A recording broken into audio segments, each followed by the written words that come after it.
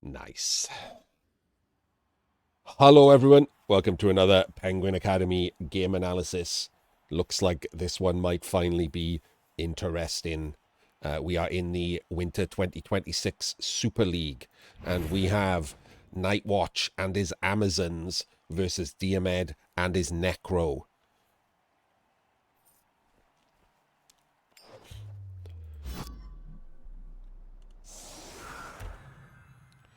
Diomed won the toss and went on defense.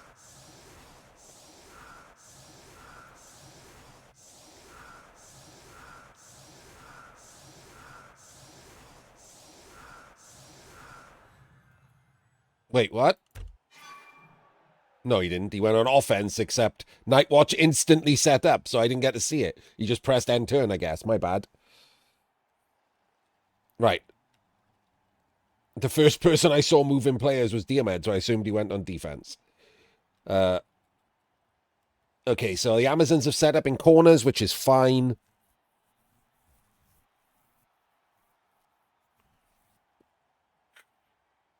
We've got the big girls on the corner. You can't use guard to hit them because they have defensive. So totally fine, right? Absolutely nothing wrong with corners. Diomed is set up a little weak. I don't know why it's a little weak, because he's set up weak on this side to strengthen it on this side. But it's still like an A minus, right? It's literally reduced the weak spot to about 6 squares. You know, it's just this portion of the pitch that the Amazons can reach. It's not as good, obviously, as a full setup, but you do get the trade-off for being able to put 5 on the LOS and take additional blocks against dodge-based players, and the ghoul can be deep. So still decent setup, just not full A plus anti-blitz. What is that? The ball? Jesus Christ! Like, some of these get weird, man. What is that? Well, at least I won't miss it. Now I know what it is. Looked like a glitch on the screen. 3 and 8 chance of it going in the crowd.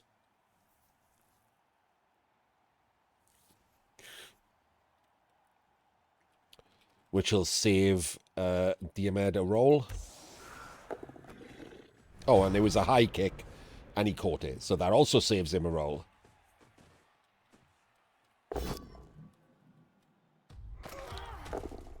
Just a stun.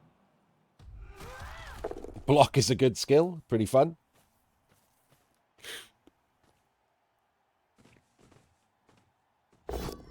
And a full pow. Couldn't really utilize the block there, right? So if he'd 1 in 9 there, he would have knocked it down, but been stuck and had to dodge. So that was a little bit of a necro blitz. Not a massive fan of that, but not the worst.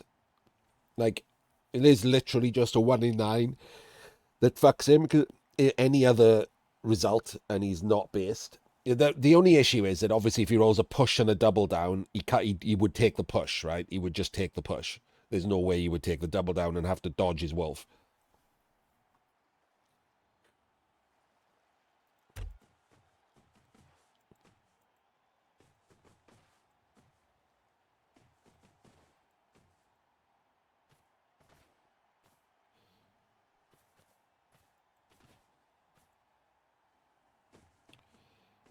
Makes his own corner.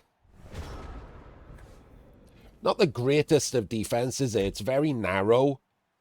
It doesn't spread out. It doesn't give up hits, which is... But the thing is, we've got a strength forward block, so it's giving up 2 dice on a zombie regardless. So it could have been a wider defense and still just given up 2 dice. So it's very narrow. If Nightwatch wanted to, he could harass by pushing around the outside. Because, like, Zons are one of those teams, right? He doesn't have any... He only has 2 players he really gives a shit about more than anything else. I'll put the... Because you can see where they are, I'll put these on for the Zons. So orange is the big girls. Yellow is the piranhas, the hit and run players. And then we got a thrower with blue. That'll make it easier for you to see what's going on. But he could harass with like the piranhas, the blodge pieces, or just send like a wrestle piece around and just an open piece around, just to stop this from being. He'll just stay there, right? And he can use all 10 players to do whatever he wants. The minute you have anything threatening the ball has to come into play, and he has to waste two of his players to make a cage or a screen or whatever. So I do like a little bit of a rangy play with the Zons. I don't really like playing passive here, which is what he's going to do. This feels very weak.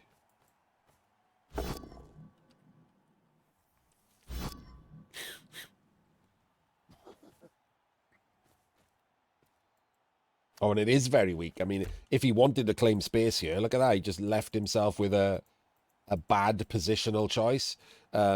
He could have blitzed first and gone back, right? Because he went round. He blocked his own square to go back that way.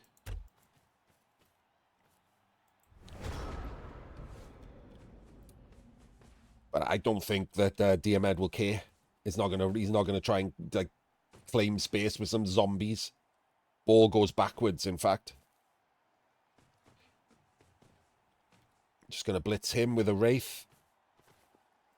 Don't know why we got the. Oh, it's just think for later.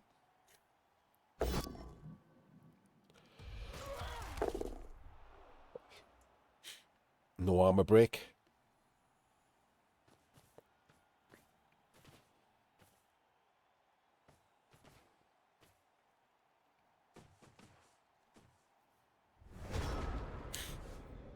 And again, we've got an easy 2 dice on a zombie. That's all he's probably just going to take.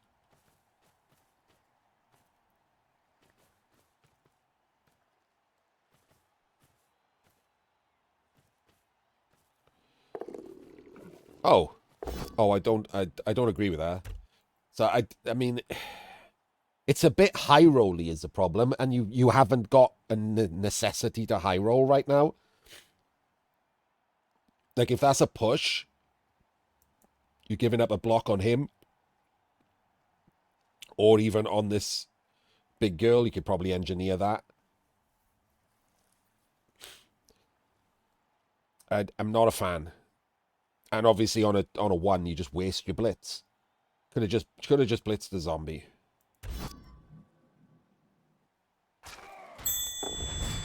But gets the high roll.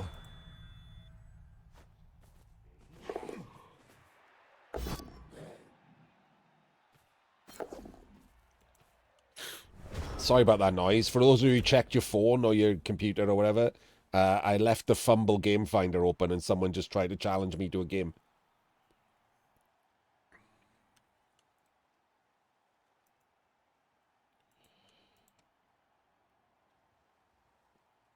So, I mean, high roll worked. Didn't like it, but the gamble paid off. And he does send a player down, but it's just a sacrifice, right? You've only sent one. It's just a straight sacrifice. Biggest problem now is Necro are a player down. Like it's pretty unlucky that the Armor 8 team takes the first removal.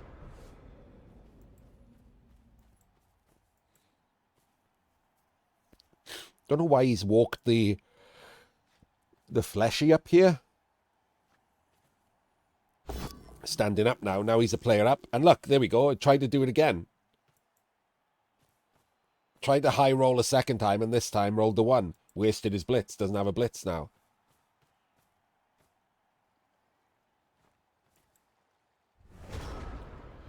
But he did also go all mans, because he's a player up. All mans. We talk about it like... I don't know where I had this conversation. I probably was in Reddit, right? People just don't know anything. Like... oh no, it was on the Blood Bowl community Facebook page, which is basically just Reddit too. Amazons are a bash team. People forget that. Amazons are a control bash team. Yeah, they're Armor 7, but this is how they play the best. They've gone in, they're basing up, they're causing problems. The likelihood is that not many of them get knocked down. like this. So this Zon is controlling 2 zombies. That was a blockless block as well. We do get a full power with the blockless block there. No removal, though. And another full power. Okay, so some of them will get knocked down.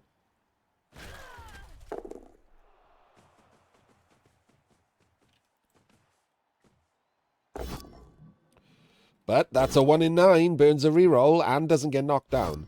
That's kind of what you're hoping for when you do this with the Zons. Same again.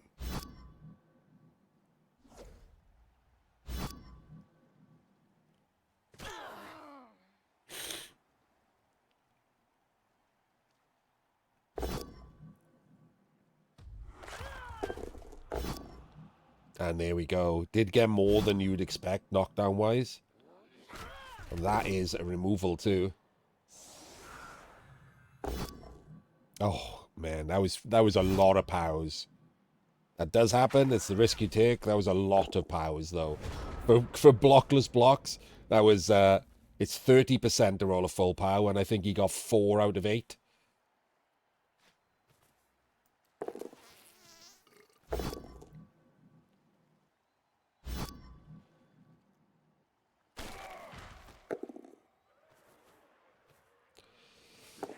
It's not phasing him, though. He's absolutely... Oh, hello, what's going on there? I tried to do a jump up and re-rolled. Jump up 1 dice for the re-roll. Ugh.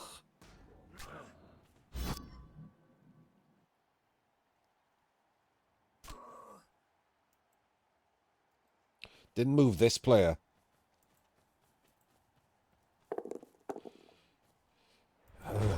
So, there is an issue here. You could surf this. It's not that hard. We got the 2 spare zombies to be assists is the problem. So this one comes here. And that gives that 2 dice to free this one. And then we need to hit this one. So this one should have gone in first. 1, 2, 3, 4, 5. It needs a rush. This zombie needs a rush. Oh, no, wait. You can block here. 2 assists. Oh, shit. You'd have to stand up. Okay, no, you need the rush. That's a 1 dice. Oh, that's a problem. That's the problem of this turn. Because the Wraith needs to go there to make it a surf on this. Oh, wait. Oh, no, it's strength 4. That's not guard. It's not even a 1 dice. Okay, we can't surf. Removal of the surf option.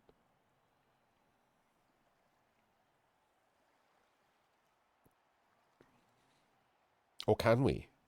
No, we can't. In that case, we still need to clear, though. We still need to clear the thing. So, because the best chance of the clearing the ball is still the Wolf Blitz. So we still need to do a zombie rush, I think, to go in there. And 1 here. That's the block. That's the block. That clears up him for the blitz.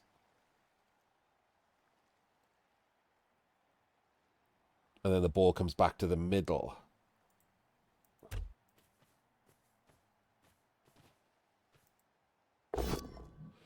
No full pow.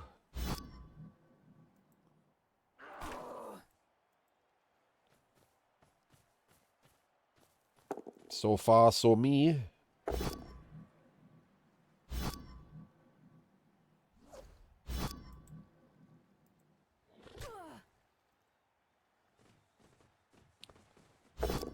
Full pow. Gets the stun.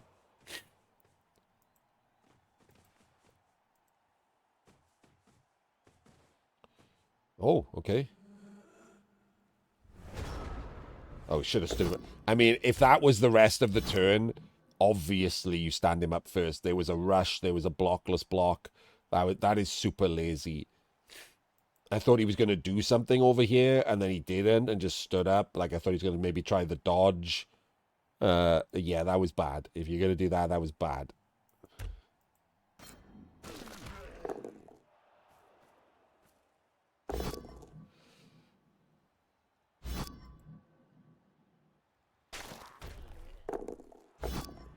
One dice pow on the flashy.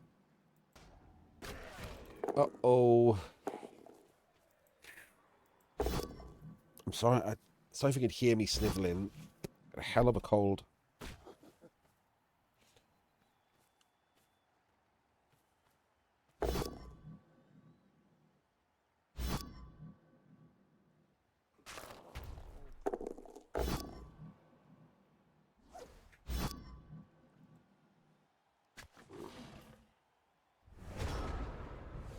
Okay, so we got 3 turns to score.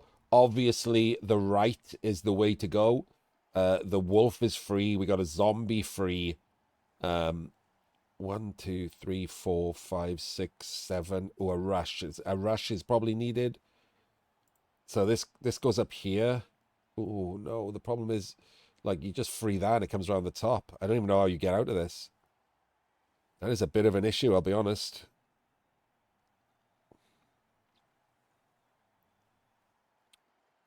Have to dodge the ghoul, I guess. So 1, 2, 3. We go all the way up there with you.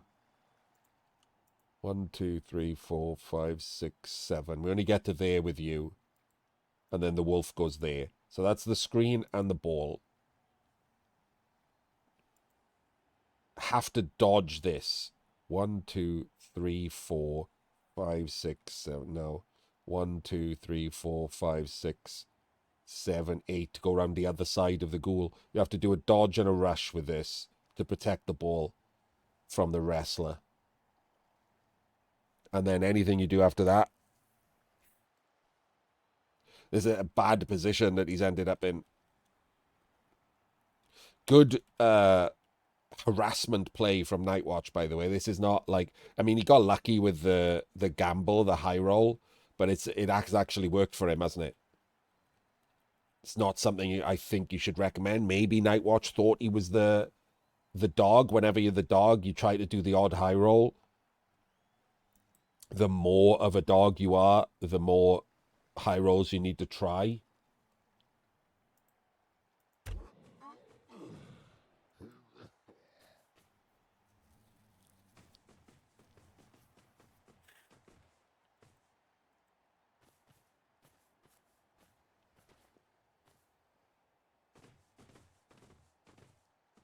Well, so far, so me again. He's doing the blitz there, okay. Not certain if that's useful. Oh, he's going to follow. Base them with that. Okay.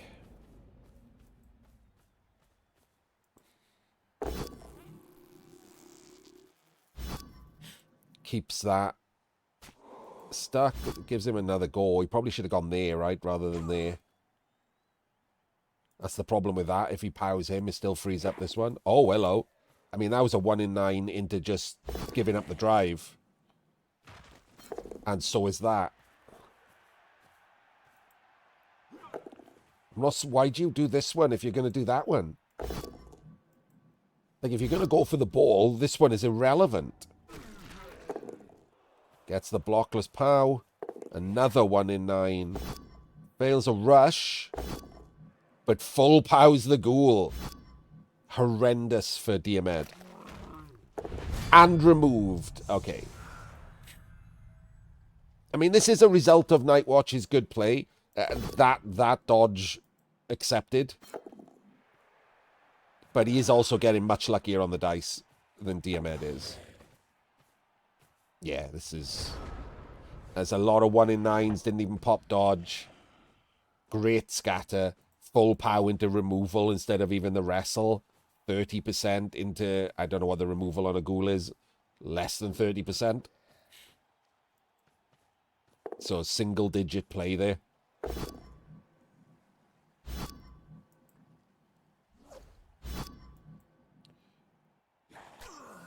I don't know why he blocked him backwards for.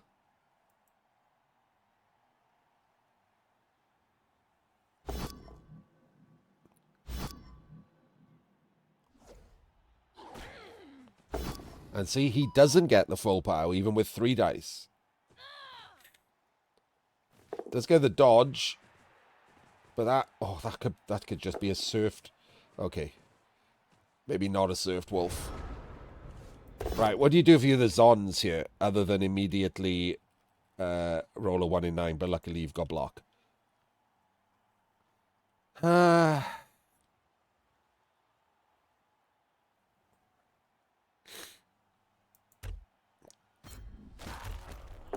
that gives you this player to blitz him off the ball.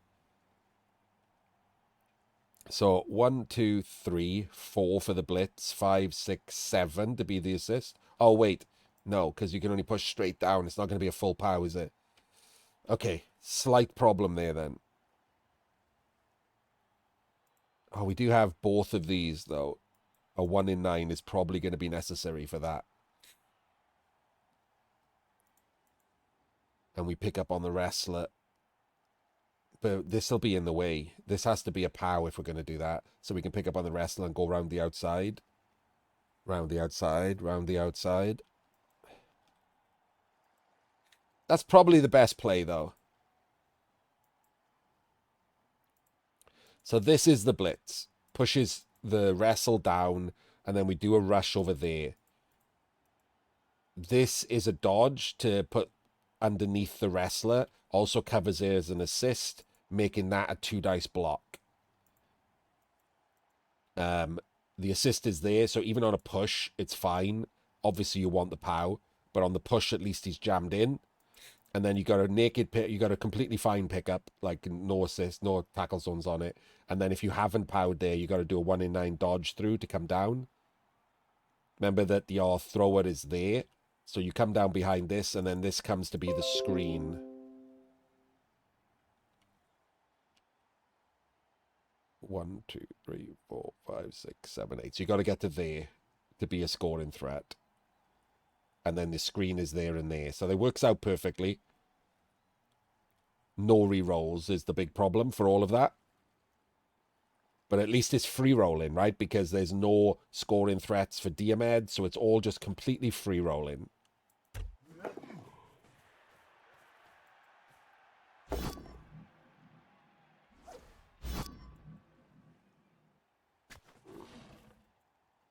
Okay. Oh, wait. Surely that was... Okay, never mind. I don't think any of this is right, is it? Why you... What? Why would you push him there? Just why would you push him there? That's objectively wrong. And now we're going for a pickup with no sure hands anyway. And then a pass? What, like, we could have just blitzed and picked up with one of these.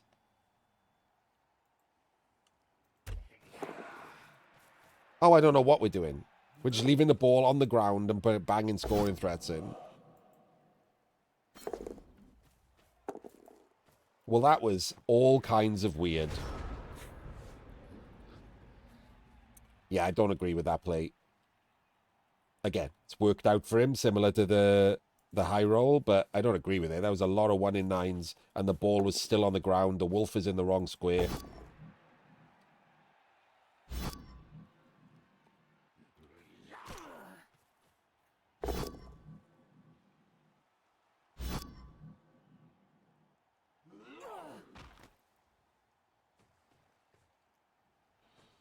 Oh, I thought this was going to be the blitz. I thought he was going to rush blitz here and stick the fleshy on the ball.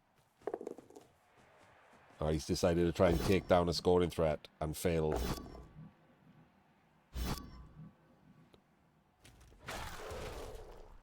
The zombie comes in there.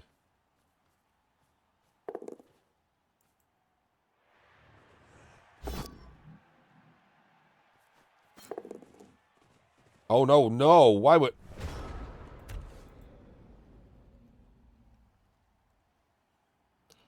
Why would you make a T-shape? Why would you make, like, a literal T-shape?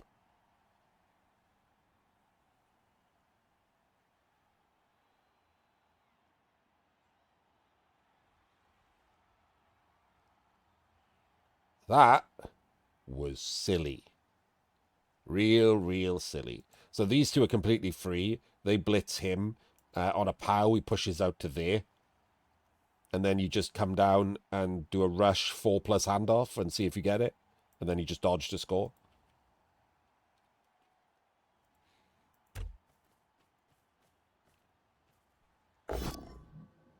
That would have been a POW. So this is the problem, right? While that is safer, like, it's absolutely irrelevant to the turn and the game in general. It's not a dance or anything, it's a zombie. So all that does is add a 3% failure to the turn, to the play you actually want to do. So this, like, that's what we mean when we say, like, irrelevant blocks. Like, it's completely irrelevant. But it added the risk of a 1 in 36, which is 3%. So that adds 3%. Like, overall, you have a percentage of this turn working out for you, and you've just taken 3% off that with an irrelevant block on a zombie.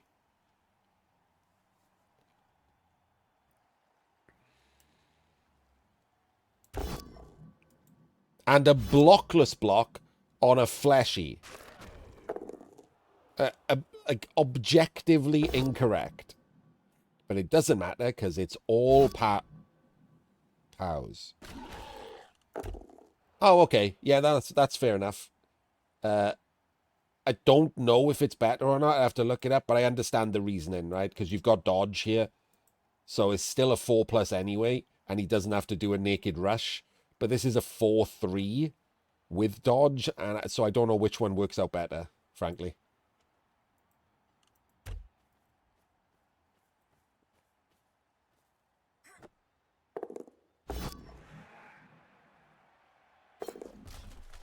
Failed the 4, and it was, in fact, a 1 in 9, so...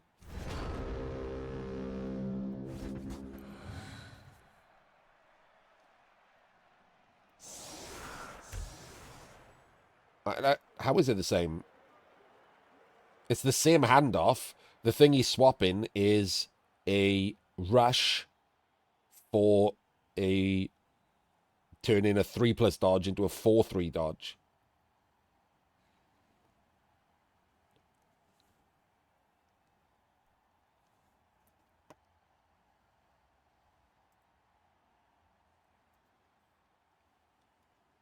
I'll samba it for you now.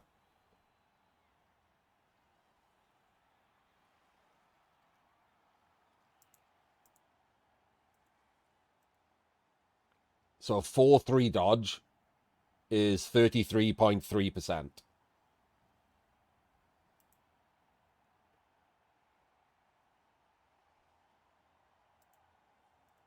Whereas a rush and a 3+ dodge is 55.5%. That doesn't sound close.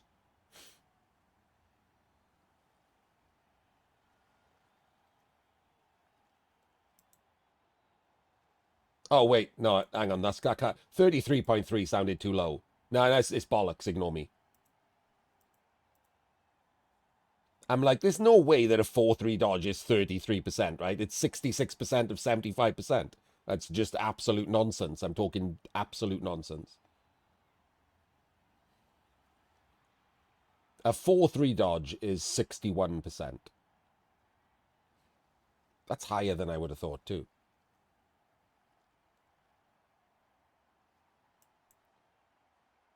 And then a 2+, 3+ dodge is still 74%. It's still very different.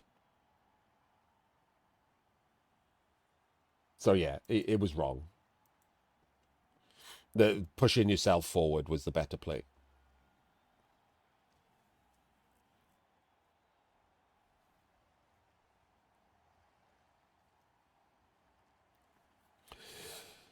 And even if they were close, even if they were identical, you'd want to do the rush one anyway, because the bigger point of failure is therefore on the least important player. The rush is the biggest point of failure, and the person doing the rush is a skillless lino. Whereas this way round, the biggest point of failure was the dodging, and the person doing the dodging is one of your 4 positionals. So it's even if they were the same, which they weren't, it's still better to do the rush and the the 3+ dodge. So stuff like that is interesting for, you know, the 12 people in the world who want to get better at Blood Bowl. Doesn't get the ghoul back.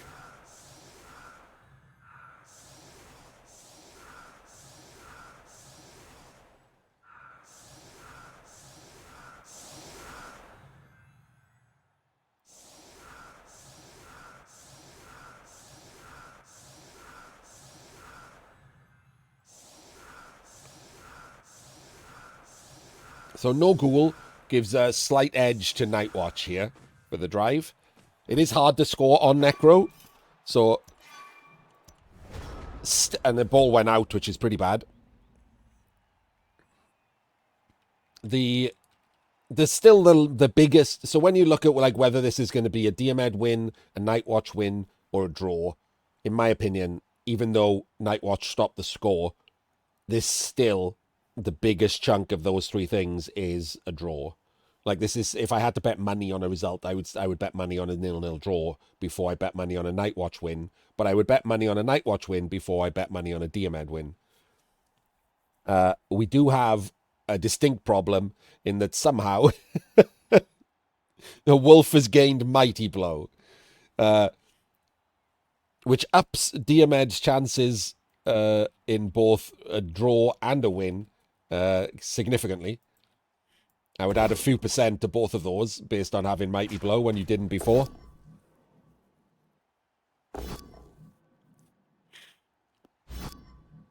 Amazon Dackers. Amazon Dackers against Necro. No, I wouldn't bother. Like I say, Amazon are a bash control team.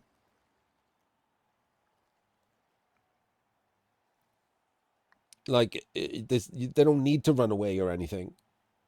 They're not before the Mighty Blow. In this, they're not more likely to lose this, like fight wise. They're more likely to take the odd stun or anything because they're armor 7, but they're also harder to knock down. The majority, well, not the majority, a bunch of their players are harder to knock down. So this isn't a fight that the Amazons should shy away from. The biggest problem is that on defense, when you don't have to worry about ball protection, Diomed now is the one who can put his guards where he wants and fight. And even though they're not that useful on his offensive turn, where he moves the guards in because of the defensive skill of the big girls, when the Amazons want to fight back, all of their guard counts. And they have one of their own. So they could find themselves out-positioned by good guard placement. And Diomed is a good player, so he could definitely do that. You could find that, like, you just can't get an easy 2-dice block anyway. Or worse, you can bully like half your team and the other half get to take their blocks, but the half that's bullied doesn't, and then they have to make dodges. You 1 in 9 the first one, and half your team gets punched in the dick. Like, it happens. So this is definitely not over.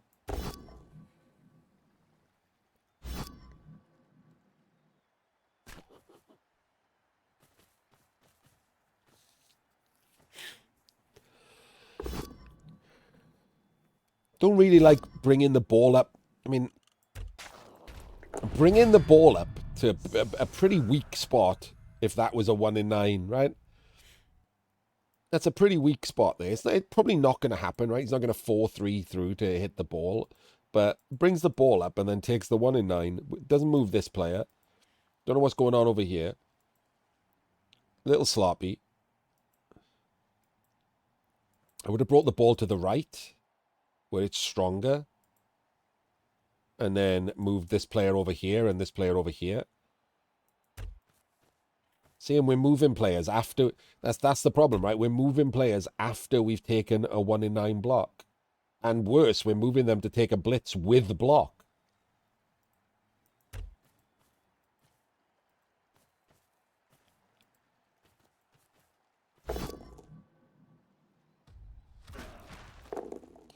Does get a removal, so he's a player up.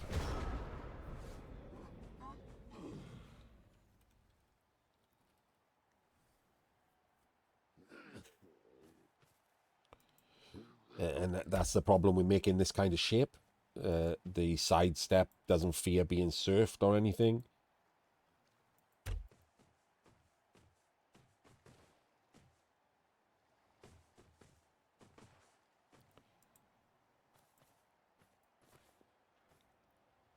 And Diomed doing pretty much what I said, like bullying some of his team.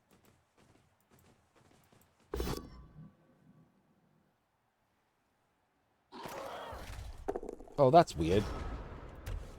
Chained him out and then followed through. But when he stands, that is 2 dice on the wolf.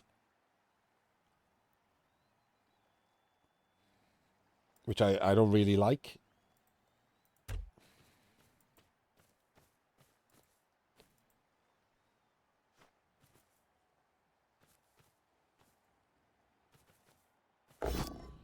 But it's fine, because he rolled a push. Oh. Okay. Oh! What is happening? Oh no, what is going on here? We're rolling a lot of 1Ds.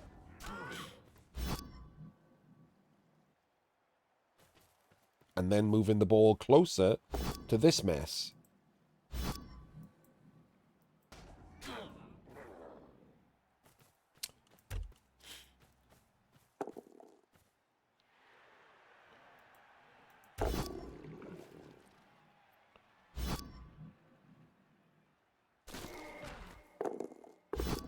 And then gets a couple of cheeky pows.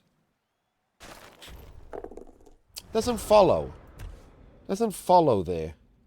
What is he worried about with the follow? Can't get surfed. Jams him against the sideline. Is he worried that that's the blitz? I guess that doesn't, like, that's not a good blitz, though. Blockless on dodge.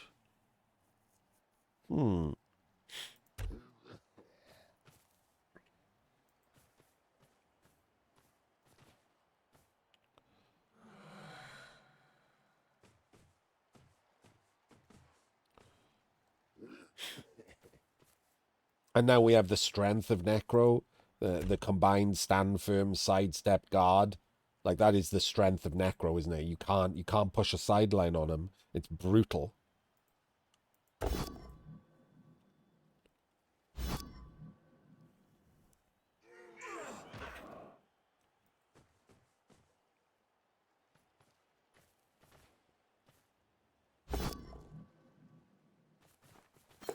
Oh.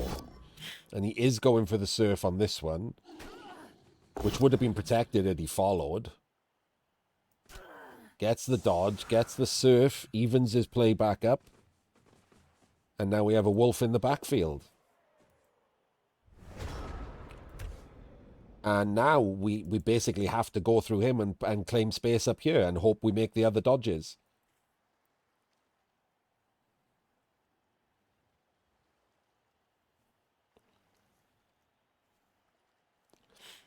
Like, we can't pull back. We can't go to the left.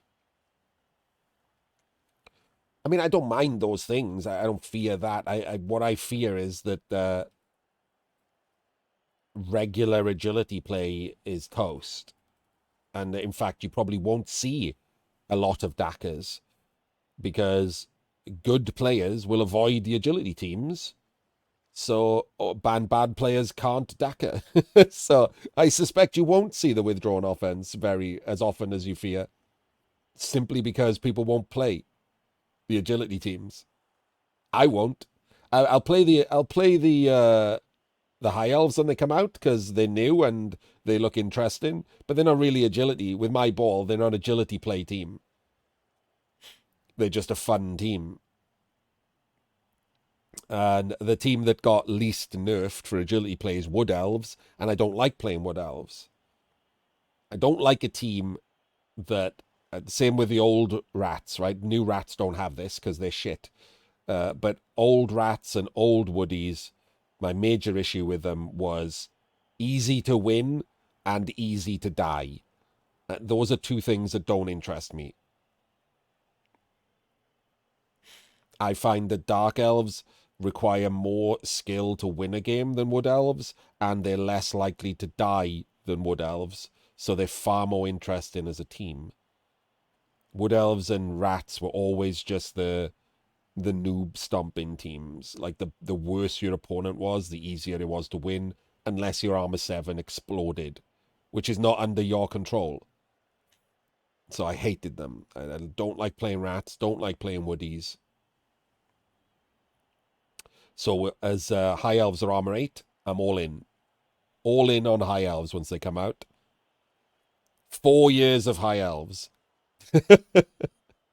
Just straight up High Elves forever. The other agility teams can just die in a fire. Like, leave them alone. They're awful. Oh, no, no, no. This was the wrong play. Okay, so this is the wrong play. It gets a POW again.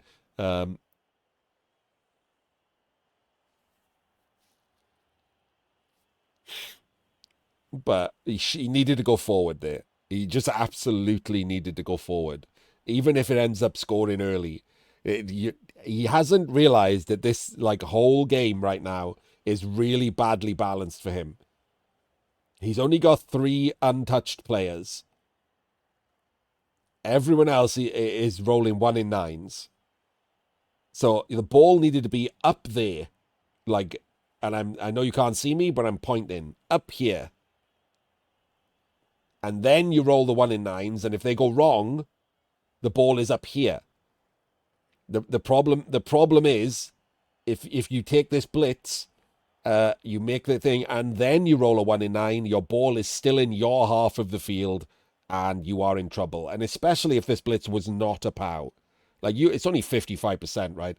It was super easy for that to not be a POW, and then you're in an even worse position. You much rather guaranteeing the draw and playing for the win by pushing down there.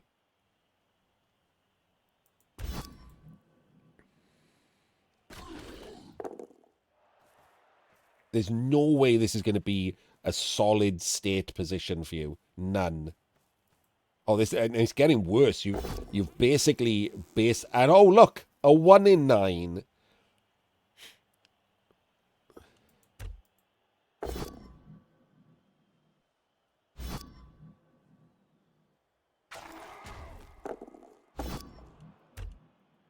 Lizard, I do like Lizard's change.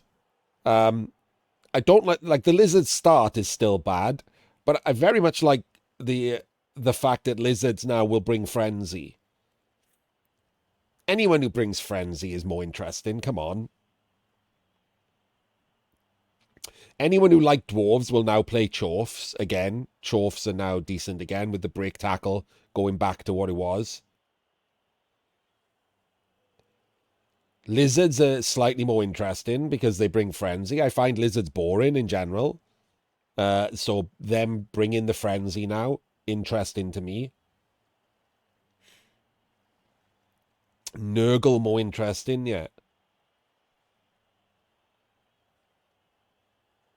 Yeah, so to answer your actual question, Henning, one of the things we might find is that Old World Alliance are not quite as strong as we might think because the thing that they get is better beating up of agility teams who might not exist anymore.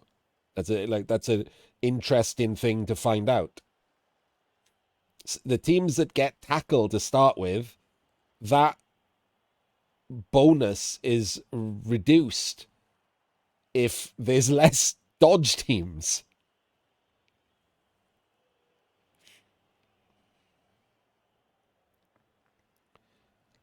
So Old World Alliance still going to be good. Like, they still have the best of both worlds, right? They have better dwarves and better humans. They're still going to be top tier. But they might not be as runaway as you'd expect because you can remove all of the wins they'll get over non-existent rats and non-existent, like, pro elves and wood elves and whatever. And I'm talking in general, Blood Bowl. Obviously, NAF will rebalance things in its own way. Like we've seen for the last 4 years, the pro elves are good, even though they're not good, just because they keep getting, like, tier 4 level of skills. And that will still happen, right? One of the things that NAF is going to have to work out, I think, is that rats and humans now need a star player. And so they're probably going to have to move away from this, only tier whatever gets star players, because you can't put humans down with stunties, because then they'll be too good if they get star players and like 8 skills and loads of gold. What they need is the same amount of low skills but access to a star player, because they've got excess gold. I think we might actually finally see the whole grid thing for tiering rather than just straight tier 1, 2, 3, 4. It was always better anyway, and I think this change might push it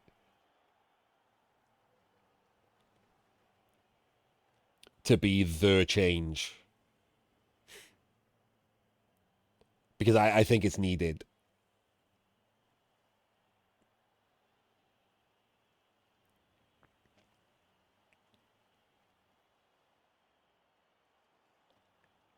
Like humans and rats, you can't give them stunty amount of skills and gold, but they really need a star player to be like competitive, because that's their thing now, right? They're cheap. When you make the full team, you end up with fucking loads of gold left over. What are you taking? More linos, more rerolls, garbage. They're clearly built around having gold left over, which makes them a star player team.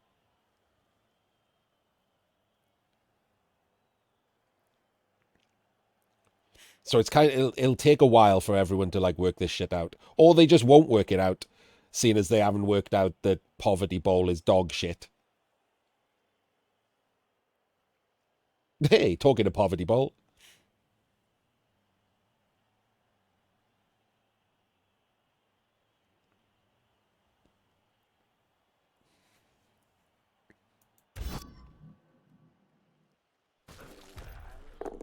I don't think that was the correct follow. That's that's why. Right, so let's talk about how stupid that was. So what he should have done is stayed, leaving that square empty, and done a 1 in 9 dodge here to be the assist to make you the 2 dice. You can't take this block and push a fleshy onto the ball. That's insane.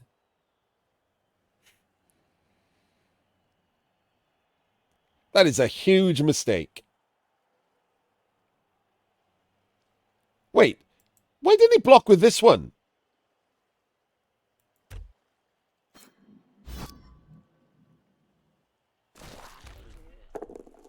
Oh no! Why didn't he block with the piranha? Oh god. Oh, that's a double mistake. That is an absolute howler of a fuck up.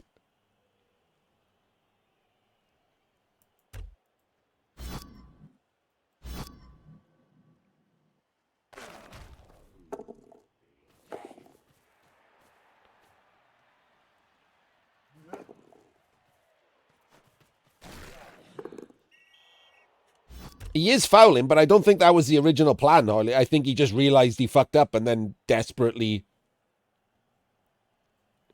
moved players around to make the foul. And he only got a stun and he got sent off. And on top of that, he's done the worst mistake you can make against Necro. He's jammed his entire team into a tiny square.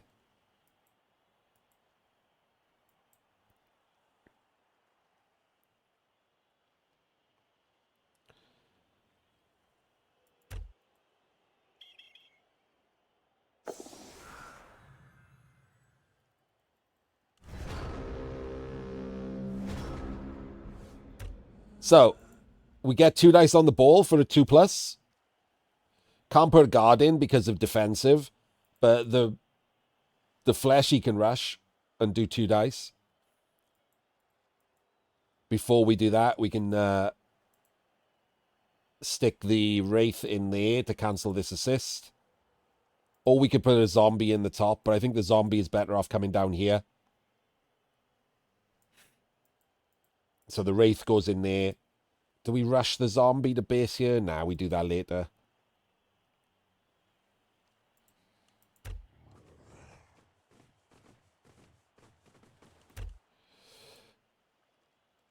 Oh, I guess we could base her and put the guard there and then blitz there. Yeah, you're right. Which he has done. He's based her. So now the guard goes there. But it doesn't give you this to react to if you get the POW, which is a bit sad. But sure, it's safer, right? Means you don't have to rush. There's no rush there.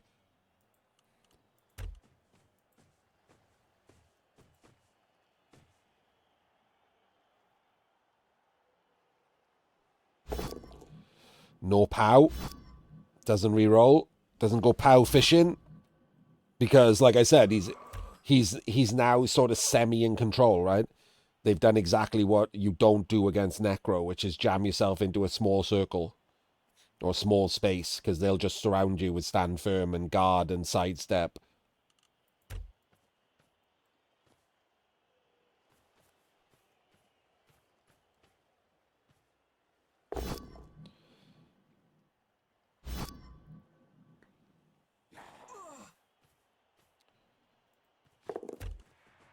I don't think there's any way here to avoid just dodging, which means 1 in 9 can lose you the game. I don't think there's any way out of this that isn't a 1 in 9.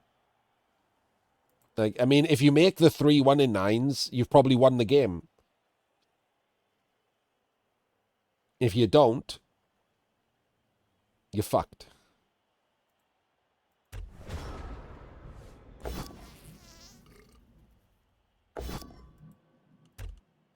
Oh, that was a 2 dice block. I didn't even see that, sorry. That was a 2 dice block. So if that was a POW, you still have to 1 in 9, it doesn't matter. You're not, is that a 1 dice POW? Okay.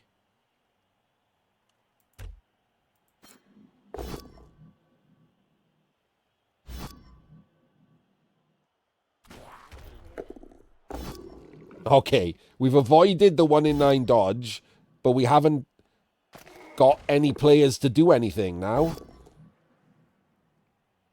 I don't know where this ball is going. It's going to be safe now.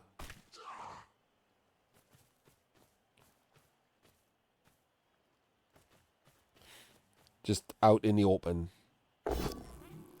Oh. Gets the POW. That's a really, really lucky POW.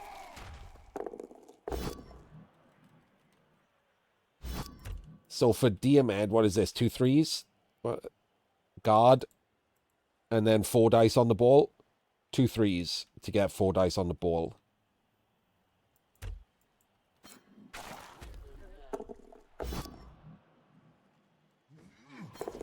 Oh, wait.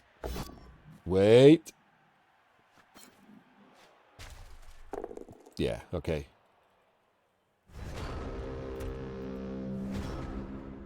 I'm not gonna lie, was that worth the reroll? That might have been worth the reroll.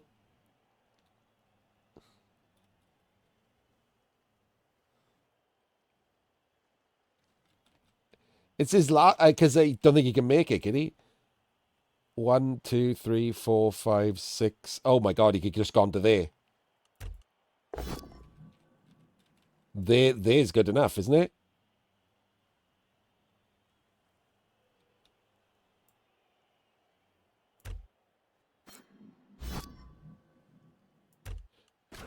Oh, yeah, he could have gone through that square. He could have gone through that square. 1, 2, 3, 4, 5, 6. Oh my god, it's even worse. Oh man, he's making these little screw ups. I didn't see that he followed there.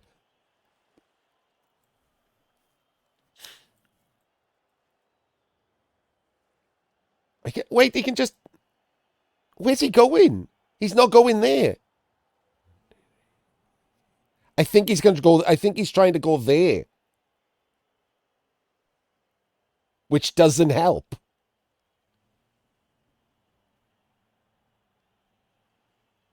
I think he thinks that's the only reason, right? I think he's going there, but it doesn't help because this is guard, and none of these are defensive. I think he's balls that up. Like, he just needs to be there. And then the worst that's happening is 1 into red. Oh man. Oh, that's real bad. He kind of had this. Like the POWs and stuff, they all worked out for him again.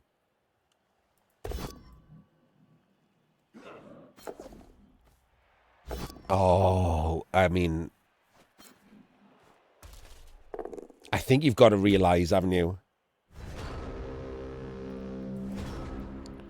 I think you've got to realize that you've ballsed up when it asks you, do you want to re-roll that? And I think you have to be like, I fucked it. I need to re-roll to fix it.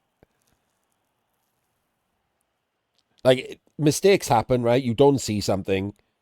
But when that pops up that you failed, you've got to realize how important that is.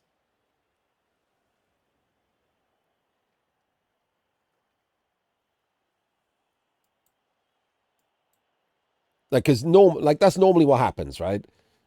When you get a re-roll, where like you get 20 seconds to decide or whatever, you should just sit there with it and be like, okay, do I need to do this? How important is this? And you should look at this board state and be like, oh, that's important. I I didn't realize how important that was. That's important. I need to throw my last re-roll at it.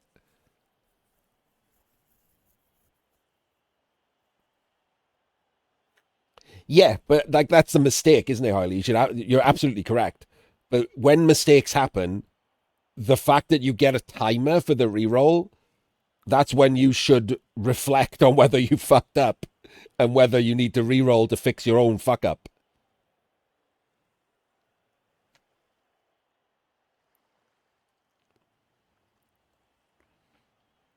And he has fucked up, and in my opinion, he did need to re-roll to fix his own fuck up.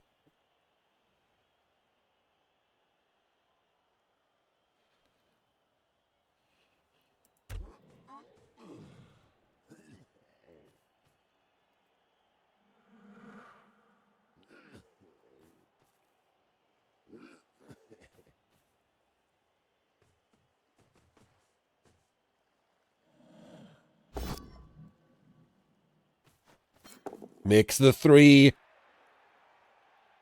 Oh my days. Makes the other three, but he's got no re-rolls. Gets the full pow.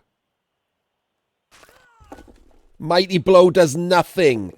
Makes the 4-3 dodge and the pickup. Now we're talking.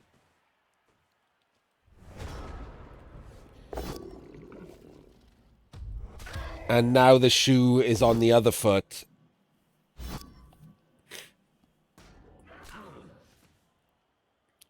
The pows have dried up. And we won in 9 and lose.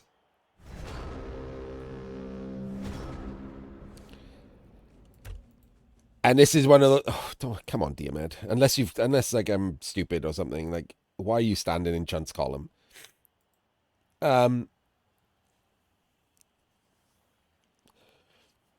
like if you reflect on this Night Watch, you've got to reflect on the play, right? You kind of had the better dice. Like in general, I'll check at the end to see if I'm like mistaken, but it felt like he had the better dice.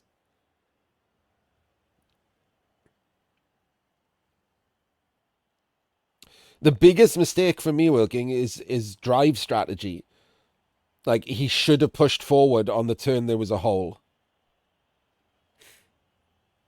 Ignore Jim. Diomed is just Jim's new version of like a fill-in one turn. Jim just gets amazed by something.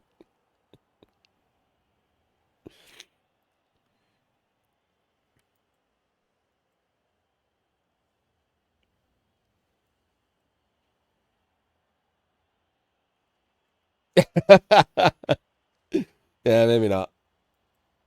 He's really good, but like you could just like Cruz wasn't the best in Blood Bowl 2 either, and he was by far the best in cups and stuff.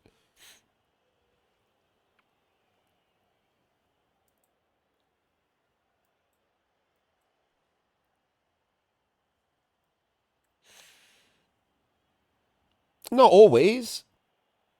There were a number of seasons. Like, don't get me wrong, that's why he was the best because he played high TV chorfs. But he wasn't always the favorite for the cups that he won.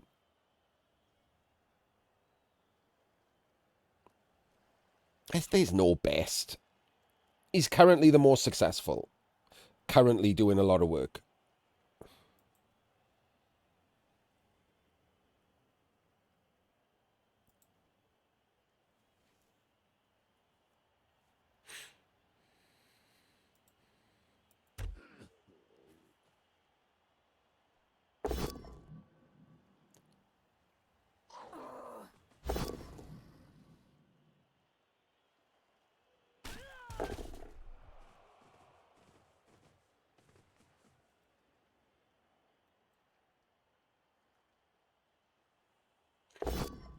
I mean, you haven't watched it. Like, come on. We've been watching his games. He's lost a bunch of games that were kind of his own fault.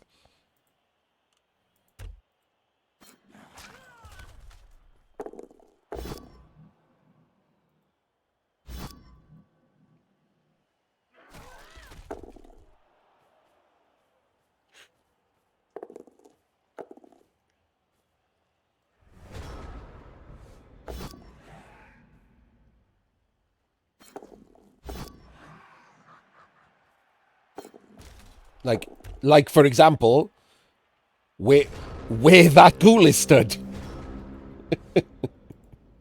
Like, is that an example of where, like, what he would have done is better?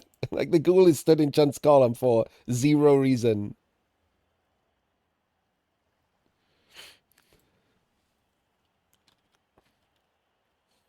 Like, it is literal biggest chance of not winning this game is if this Amazon pows that ghoul, because it can go in the crowd and be up here.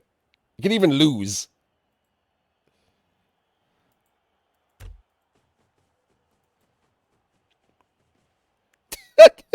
Hang on. Come on.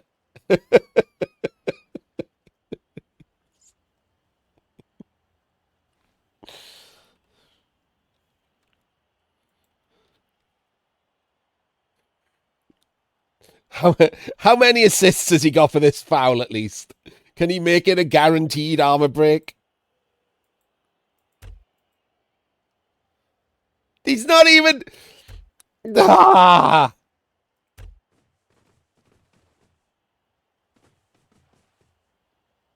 Make the wall. Make the wall. Come on. Put this there. No!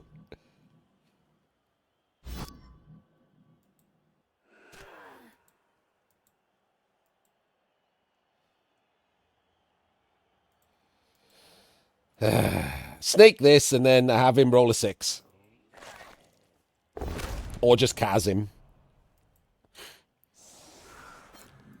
Like, this goes there and it's completely done. This is clearly in the wrong square. It's not helping there as much as it would have just there.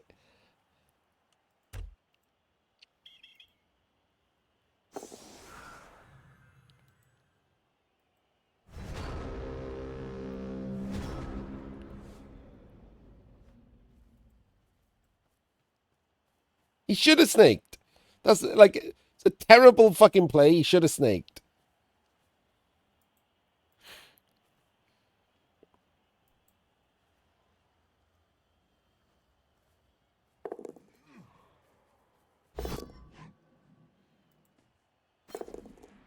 Oh, double full pows. Reverse 1 in 36.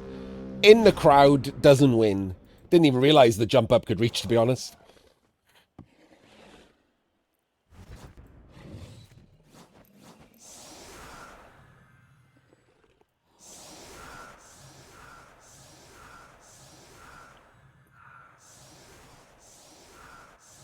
And then scores. I'm pretty certain he probably could have just meat cubed or something. Now he deserves a timeout on him.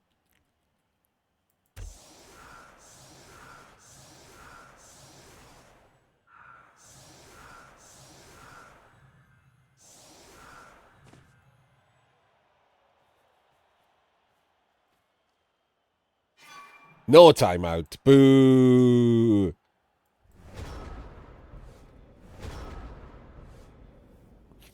And there we go. I really liked that match with Penguin Academy. I thought it was really good. Both good players. Um, both made a number of mistakes that we could talk about.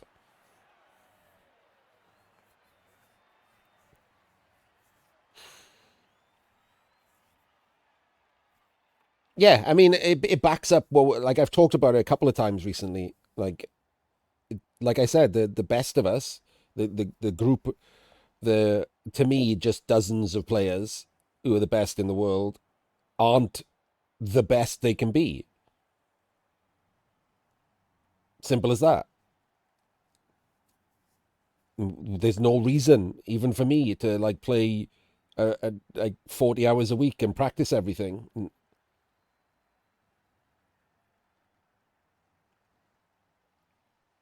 And even if we did,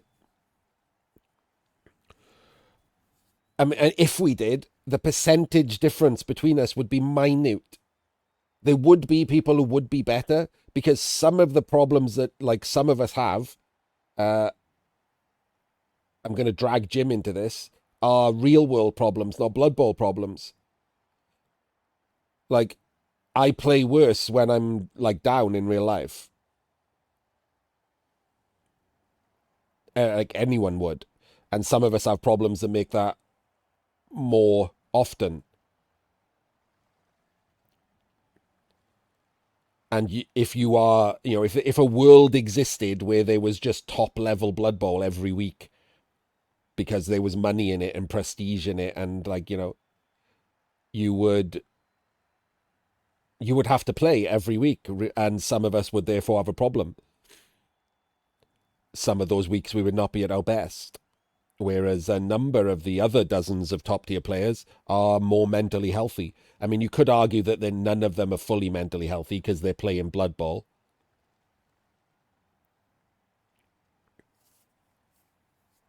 But some of them are certainly more mentally healthy than me and Jim. I hope that goes well for you. I got a doctor's appointment next Thursday. I'm hoping they can do something about the wait that I'm experiencing for the operations I'm waiting on. The biggest issue I have right now in my health is I'm not ever getting restful sleep, which is affecting everything in my life, including playing Blood Bowl, because I'm just so tired all the time. I can't breathe through my nose at all anymore. Like I wake up choking and coughing because the fact that I can't breathe through my nose exacerbates the problems I already have, like swallowing. So the operations, hopefully, should whenever they fucking happen, hopefully should help me with that.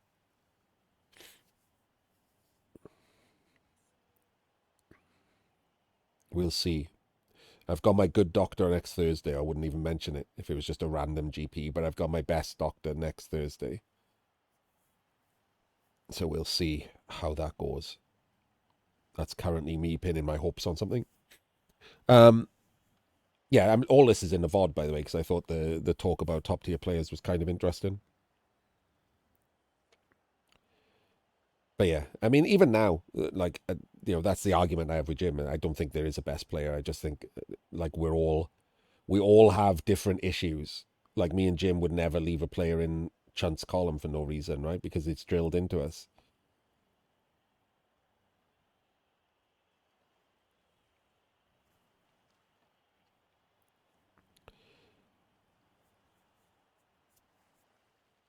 But we have other issues. We all have issues that we just don't drill out. We just have less issues than the next group of players, and they have less issues than the next group of players.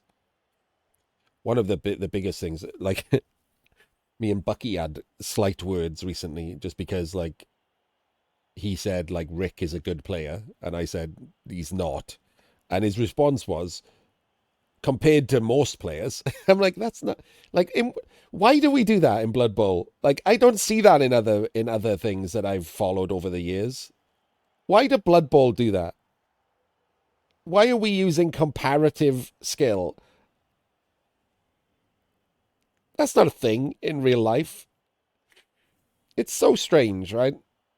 That we use comparative skill. No one else uses comparative skill. Is it? Where? And if someone tells me that someone is a good footballer, I expect them to be actually good at football, not just better than most people are at football. Most people don't play football. They're terrible. Even people who do play football, like on the weekend or whatever, are bad at football.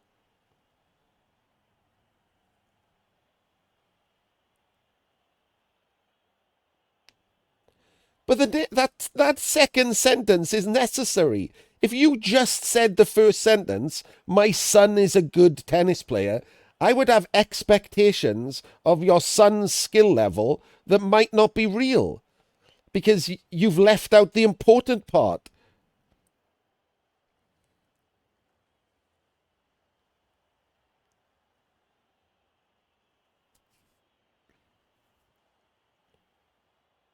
Which is the problem that happens in Blood Bowl. When like if I haven't heard of a player, like it happened during the World Championships, right? We got to see loads of new players that I'd never seen before.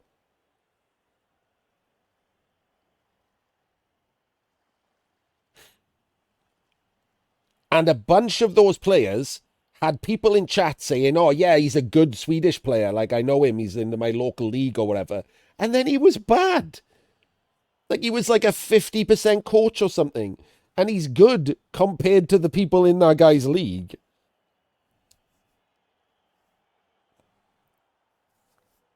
Yeah, it's a combination of them both. Like I'm not going to say it's not just people being nice because it is a lot of people just trying to be nice, right? But it is also a lot of ego protection because they're also of a similar level to the person they're talking about. So if they say that guy's good, they're really saying, "Hey, I'm good."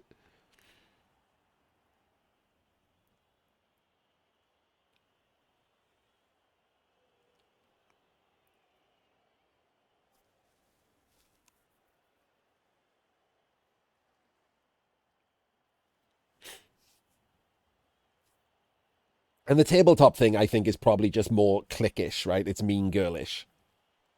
Tabletop don't want to be seen as the lesser form of Blood Bowl, despite that being factually true.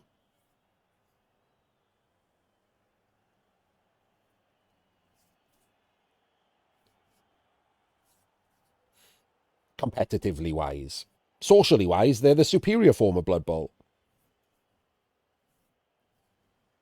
That's not good enough for them.